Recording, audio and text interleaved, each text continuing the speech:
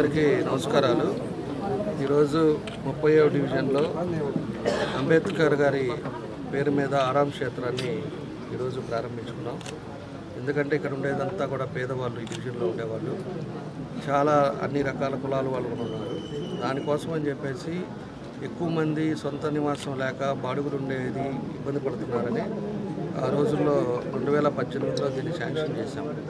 32 లక్షలు పెట్టి దీన్ని శాంక్షన్ చేసి కులాలకి ఒక కులం అనేది కాకుండా ఎవరు వచ్చినా కూడా సొంత ఇల్లు లేని వాళ్ళంతా కూడా ఇక్కడ వాళ్ళు ఏదైనా మన చనిపోయినప్పుడు చేసే కార్యక్రమాలు కానీ అలాంటిది ఇక్కడ నిద్ర చేయడానికి కానీ ఇవన్నీ చేసుకునే విధంగా ఆ రోజు ఈ ఆరాం క్షేత్రాన్ని ఏర్పాటు చేశాం.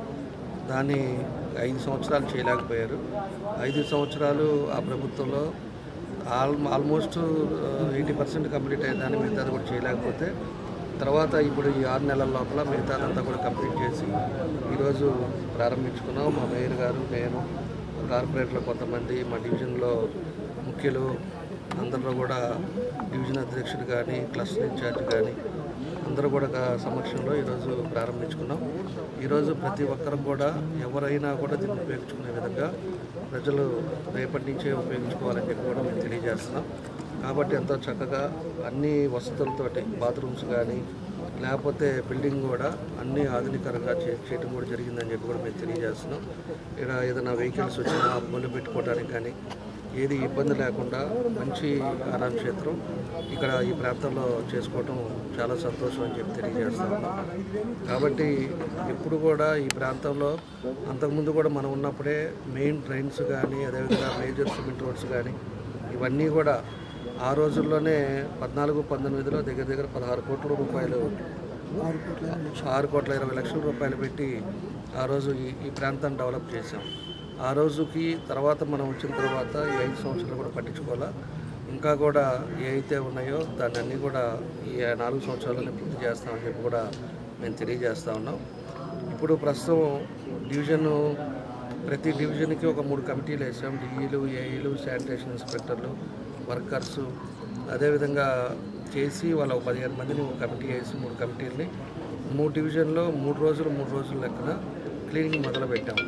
ఆ క్లీనింగ్లో పూర్తిగా డివిజన్ అంతా కూడా ఏదైతే కాలువలు ఉంటే కాలువలు పూడికలు తీయటం, కాలువల పక్కన ఉండే ఏదైతే చెత్త ఉంటుందో దాన్ని అన్నీ కూడా క్లియర్ చేసుకోవటం, పోల్స్ ఉంటే లైటింగ్ ఉందా లేదా చెక్ చేసుకోవటం, అదేవిధంగా ఆ రోడ్లు ఎక్కడైనా డ్యామేజ్ ప్యాచ్ వర్క్లు ఉంటే ప్యాచ్ వర్క్లు చేయటం, కొత్త ఏమైనా వేయాలనుకున్నప్పుడు అవన్నీ రాసుకోవటం, ఇవన్నీ కూడా అన్ని డివిజన్స్లో క్లీన్ చేసుకొని పూర్తిగా ఒక్కొక్క డివిజన్లు కూడా కంప్లీట్ చేసుకుంటూ వస్తూ ఉన్నారు.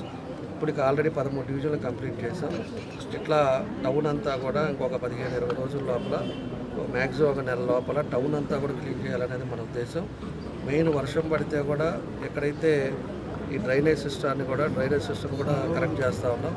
మేజర్ డ్రైన్స్ అన్నీ పైన కూడా షాపులు కట్టుకోవడం లేకపోతే ఆ షాపులు లోపలేసి అవన్నీ ఇబ్బందులు పడుతూ ఉన్నారు.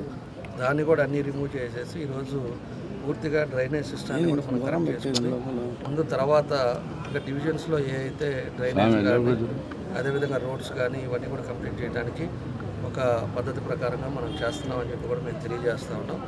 కాబట్టి ఈరోజు కమిషనర్ కానీ మా మేయర్ గారు కార్పొరేటర్ కానీ అందరూ కూడా ప్రతి ఒక్క విషయంలో కూడా అన్నీ డిస్కస్ చేసుకొని దాని పద్ధతి ప్రకారంగా ప్రజలకు ఇబ్బంది పడకుండా ఉండాలనేది మా ఉద్దేశం. ప్రజలకి అప్పటికి ఒక నమ్మకం మీద ఉన్నారు. ఎందుకంటే ఈ ప్రభుత్వం వస్తే అభివృద్ధి జరుగుతుంది, మంచినీళ్ళు వస్తాయి, ఇవన్నీ కూడా చేస్తూ ఉన్నారు. మేము ఒకటే మీ ద్వారా కూడా ప్రజలకు తెలియజేస్తుంది. నిన్న మంచినీళ్ళది కూడా రివ్యూ మీటింగ్ పెట్టాం. రివ్యూ మీటింగ్లో కూడా చెప్పాం, టార్గెట్ పెట్టుకున్నాం. మ్యాక్సిమం 2.5-3 సంవత్సరాలు లాస్ట్ 2 ఇయర్స్ మాత్రం ఎట్టి పరిస్థితుల్లో ఎవ్రీడే మంచినీళ్ళు ఇవ్వాలని చెప్పి కూడా దాని కూడా ప్రపోజల్స్ కూడా అన్నీ మాట్లాడాం. ఫస్ట్ ఫేజ్ ఏదైతే అమృత్ స్కీమ్ ఉందో అమృత్ స్కీమ్ది ఒక 40% వరకు నీళ్ళు ఇవ్వచ్చు. అది ఏప్రిల్ నుంచి కొంత ఏరియా వరకు డైలీ ఇస్తాం. ఆ తర్వాత మళ్ళా మిగతాది కూడా అమృత్ 2లో నుంచి దాన్ని కూడా రేపు ముఖ్యమంత్రి గారితో మాట్లాడాలి. అది కూడా మాట్లాడిన తర్వాత అది కూడా పని మొదలు పెడితే అది 1.5 year 2 yearsలో అది కంప్లీట్ అయిపోయిందంటే ఎవ్రీడే లీకేజ్ అనేది లేకుండా ఆన్ టైంలో మార్నింగ్ 5 నుంచి ఈవినింగ్ 9 వరకు ఒక షెడ్యూల్ ప్రకారంగా అన్ని ఏరియాలలో కూడా మంచినీళ్ళు ఇవ్వడానికి కూడా దాన్ని కూడా తీసుకున్నాం. పోతురాజు కాలువది కూడా మాట్లాడాం. ఇవన్నీ కూడా ఒక్కొక్కటి తీసుకొని మనకు ఒంగోలుకి మళ్ళీ ఇదివరకు ఏ విధంగా చేసామో దానికి ఆగిపోయినవన్నీ కూడా కంప్లీట్ చేయడానికి మా వంతు మేము కృషి చేస్తున్నామని చెప్పి కూడా మీకు తెలియజేస్తాము. అందరికీ నమస్కారం. ఈరోజు 30వ డివిజన్లో పేద ప్రజలందరికీ కూడా అనుకూలంగా ఉండేటువంటి ఆరామ క్షేత్రాన్ని మరి గౌరవనీయులు మన ఒంగోలు శాసనసభ్యులైనటువంటి శ్రీ దామచర్ల జనార్దన్ రావు గారి యొక్క చేతుల మీదుగా ఓపెన్ చేయడం, దానికి కూడా నన్ను ఆహ్వానించడం చాలా చాలా సంతోషంగా ఉంది. ఎందుకంటే పేద ప్రజలు ఎక్కడ ఉన్నా సరే చనిపోయిన తర్వాత జరిగేటువంటి కార్యక్రమాలు ఎక్కడో ముఖ్యంగా అద్దెలలో ఉండే వాళ్ళకైతే చాలా ఇబ్బందిగా ఉంటుంది. కాబట్టి అలాంటి ఇబ్బంది లేకుండా ఉండడానికి ప్రతి ఒక్కరు దీన్ని వాడుకోవడానికి అవకాశం ఉంటుంది. ఇది ఒక మంచి కార్యక్రమాన్ని ఈరోజు స్టార్ట్ చేయడం చాలా సంతోషం. అంతేకాకుండా ఇప్పుడు మన ఎమ్మెల్యే గారు చెప్పినట్లుగా ప్రతి డివిజన్లో వార్డుకో వారం అనే కార్యక్రమాన్ని స్టార్ట్ చేయడం జరిగిందండి. ఆల్రెడీ ఒక 1 month నుంచి జరుగుతూ ఉంది. అయితే ఇందులో ప్రతి వార్డులో ఉన్నటువంటి సమస్యలు అయితేనేమండి, అది డ్రైన్ ప్రాబ్లం కానివ్వండి, కరెంటు, అలాగే రోడ్లు కానివ్వండి, మంచినీళ్ళు, ఏ ప్రాబ్లం ఉన్నా సరే ఇమ్మీడియట్గా ఆ యొక్క సమస్యల్ని ఆడ గౌరవ కార్పొరేట్ల యొక్క సహకారంతో ముందుగా నోట్ చేసుకొని తర్వాత ఒక టీపీఆర్ తయారు చేసి మరి మన యొక్క ఎమ్మెల్యే గారికి కనుక ఇచ్చినట్లయితే తద్వారాగా వారు కూడా మరి సీఎం గారితో మాట్లాడి మన యొక్క నియోజకవర్గానికి కానివ్వండి, ముఖ్యంగా మన నగరపాలక సంస్థకి ఏదైతే అవసరమో అవన్నీ కూడా వారి చేతుల మీదుగా జరుగుతుందని, వారి యొక్క అభివృద్ధిలో మాకు కూడా భాగస్వామ్యం ఉంటుందని చెప్పేసి మేము అందరం కూడా చాలా సంతోషంగా ఎదురు చూస్తున్నాం. కాబట్టి ప్రజలందరూ కూడా ఈ విషయాన్ని గుర్తుపెట్టుకొని మీరు కూడా మాతో సహకరించండి. ముఖ్యంగా చెత్త విషయానికి వచ్చినట్టయితే ఎక్కడ పడితే అక్కడ వేయకుండా, ఎందుకంటే ఇప్పుడు చలికాలం వచ్చింది, దోమల సీజన్ ఎక్కువగా ఉంది, మధ్య మధ్యలో వర్షాలు కూడా పడుతున్నాయి. కాబట్టి దయచేసి మీడియా ముఖంగా మేము విజ్ఞప్తి చేస్తుంది ఏంటంటే చెత్తని మీకు ఇంటి దగ్గరికి వచ్చినప్పుడు మాత్రమే మీరు యొక్క ఆటోల్లో ఇవ్వడానికి అలవాటు చేసుకోండి. అంతేకాకుండా డ్రైనేజీల్లో వేయకుండా ఉన్నట్లయితేనే మనము దోమల బారి నుంచి కొంతవరకు రక్షణ పొందుతాము. కాబట్టి ప్రతి ఒక్క విషయాన్ని కూడా మున్సిపాలిటీ మీదనే ఆధారపడుకుంటాం. మనం కూడా మున్సిపాలిటీకి సహకరించినప్పుడు మాత్రమే ప్రజలందరూ ఆరోగ్యంగా ఉంటారని చెప్పి సందర్భంగా. నమస్కారం అండి. ఈరోజు ఒంగోలు శాసనసభ్యులు మా ప్రీతమ నాయకులు దామచర్ల జనార్దన్ గారి చేతుల మీదుగా ఇవాళ 30 డివిజన్లో ఆరామ క్షేత్రాన్ని ఓపెన్ చేసుకోవడం జరిగింది. అట్లాగే అక్కడ గ్రౌండ్లో మొక్కలు నాటడం జరిగింది, అంబేద్కర్ గారి గ్రౌండ్లోను.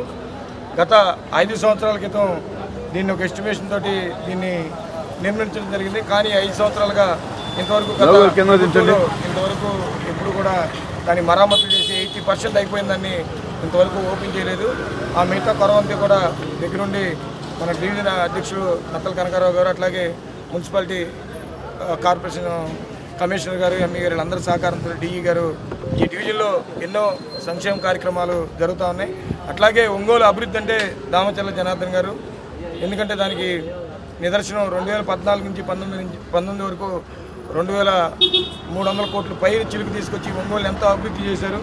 ఈ రోజున 6 నెలలు కూడా కాల ఈ ఉమ్మడి ప్రభుత్వం వచ్చి ఇవాళ ఈ 30వ డివిజన్లో మొన్న కళ్యాణ మండపం ఓపెన్ చేయడం జరిగింది, ఇవాళ ఆరామ క్షేత్రం ఓపెన్ చేయడం జరిగింది.